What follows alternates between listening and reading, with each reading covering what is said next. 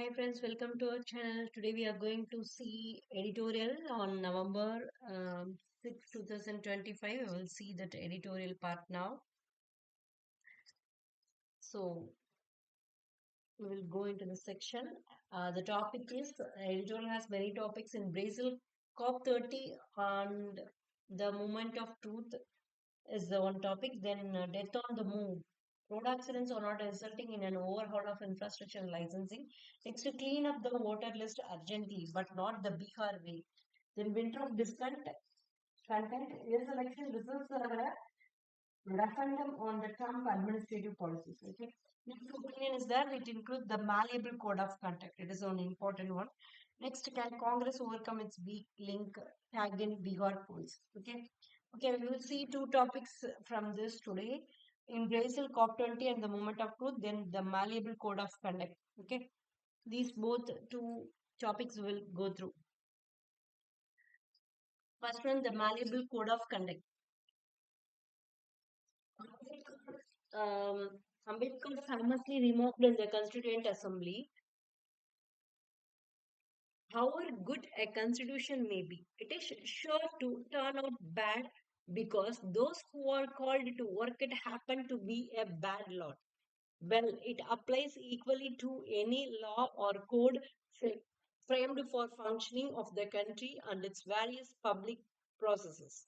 The Model Code of Conduct (MCC) for guidance of political parties and candidates is a set of norms which has evolved with the consensus of political parties.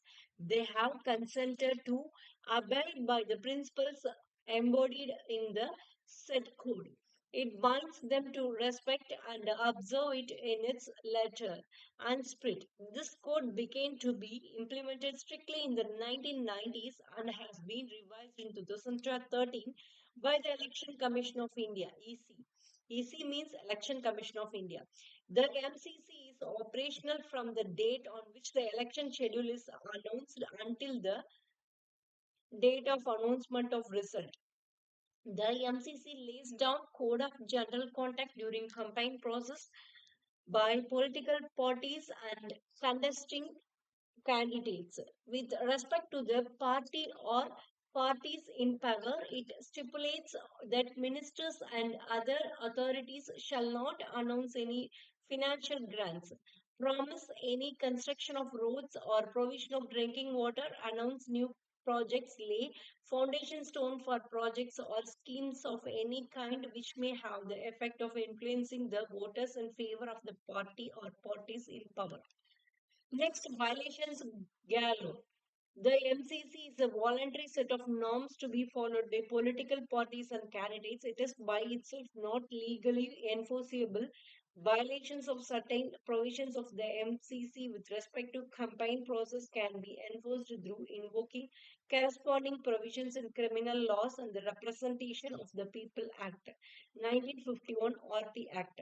However, it is the announcement of financial grants or of new projects by the ruling government just before elections that can vitiate the level playing field, thereby impairing free and fair elections. The code does not restrict grants or disbursements under ongoing programs on the date of announcement of elections. A famous quote from Hamlet goes, more honored in the breach than in the observance. This is meant for customs and laws that are better off being ignored than being followed. In the Indian electoral context, however, it has been a norm to breach the codes and laws.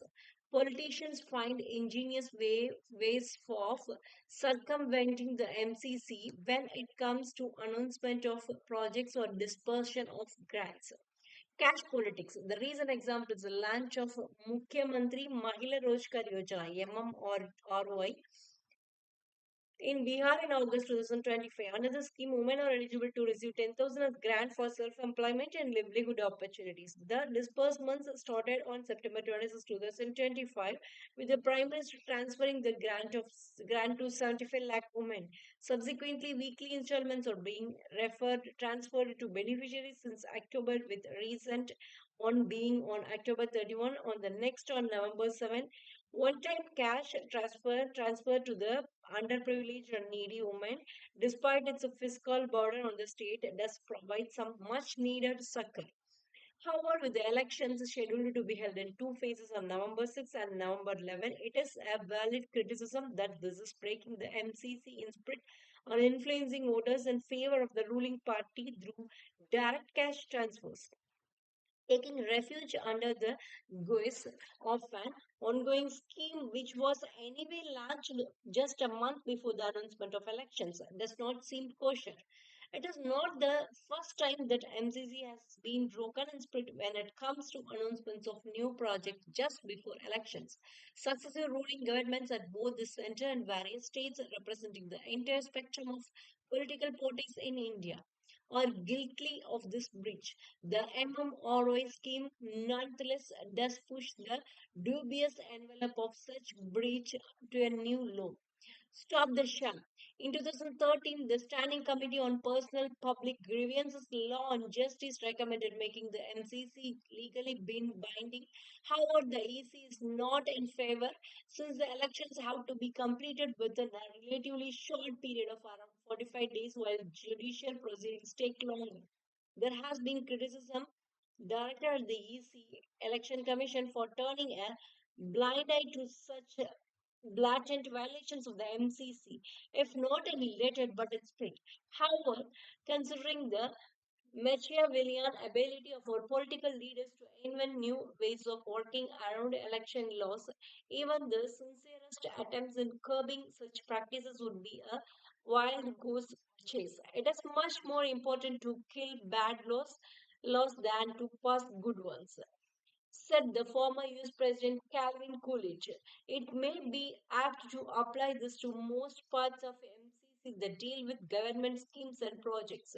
Violation of code with respect to campaign process can be suitably dealt with by the EC under its existing powers.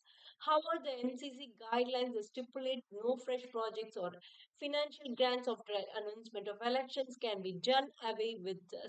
They are more breached in spirit than followed. One of the arguments for conduct of a simultaneous elections to Lok Sabha and state assemblies is to minimize the impact of MCC that restricts new government programs and schemes with multiple elections every year. Scrapping these provisions in MCC would be at least result in one fascical reason being less for the arguments in favor of a simultaneous clones.